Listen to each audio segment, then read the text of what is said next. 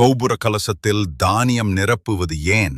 நெல், கம்பு, கேழ்வரகு, தினை, வரகு, சோளம், மக்காசோளம், சாமை, எள் ஆகியவை கோபுர கலசத்தில் இருக்கும். குறிப்பாக தானியம் அதிகமாக இருக்கும். காரணம் என்னவென்றால், வரகு மின்னலை தாங்கும் அதீத ஆற்றலை பெற்றது என அந்த காலத்திலேயே அறிந்து வைத்துள்ளார்கள். இந்த நுட்பம் மிகவும் சரியான விஷயம் என இப்போதுள்ள அறிவியல் கூறுகிறது.